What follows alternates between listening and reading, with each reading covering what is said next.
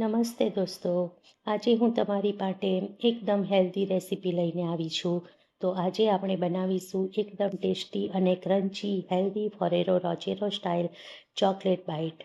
જો તમને ચોકલેટ ખાવાની ક્રેવિંગ થાય ને પણ થોડુંક હેલ્ધી પણ ખાવું હોય તો આ રેસીપી એકવાર જરૂર ટ્રાય કરજો. તો ચાલો આપણે સ્ટાર્ટ કરીએ.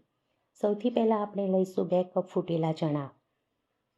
ચણાના છિલકા છે તે આપણે કાઢી લઈશું. થોડા અગર રહી જાય તો પણ કોઈ વાંધો નહીં, કારણ કે એમાંથી આપણને ફાઈબર મળે છે.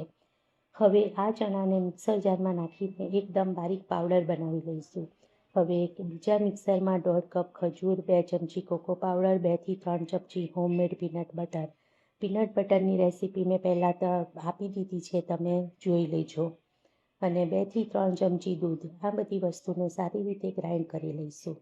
હવે આ તૈયાર થયેલું ખજૂર અને ચોકલેટનું મિશ્રણ ચણાના પાવડરમાં ઉમેરીને બધું સરસ રીતે મિક્સ કરી લઈશું.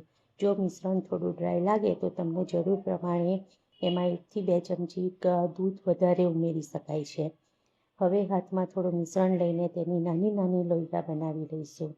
અને હવે આવશે આમાંનો સૌથી મજાનો ભાગ, જે છે દરેક લોહીની વચ્ચે એક પિસ્તા મૂકીને તેને ફરીથી સરસ રાઉન્ડ શેપ આપી દઈશું.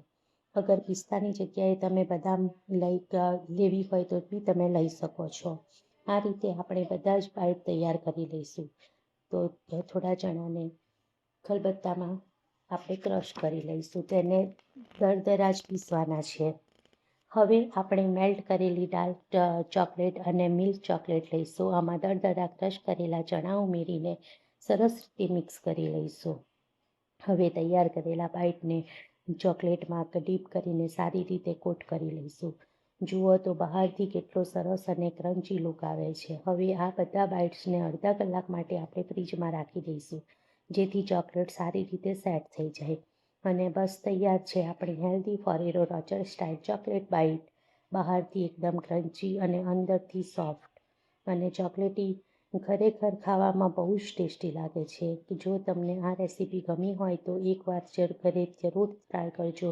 અને આવી સરળ અને ટેસ્ટી રેસીપી માટે મારી ચેનલને સબસ્ક્રાઈબ કરવાનું ભૂલતા નહીં. જય શ્રી કૃષ્ણ દોસ્તો. બાળકો માટે આ હોમમેડ ચોકલેટ જરૂર ટ્રાય કરજો. બાળકોને બી બહુ સરસ લાગે.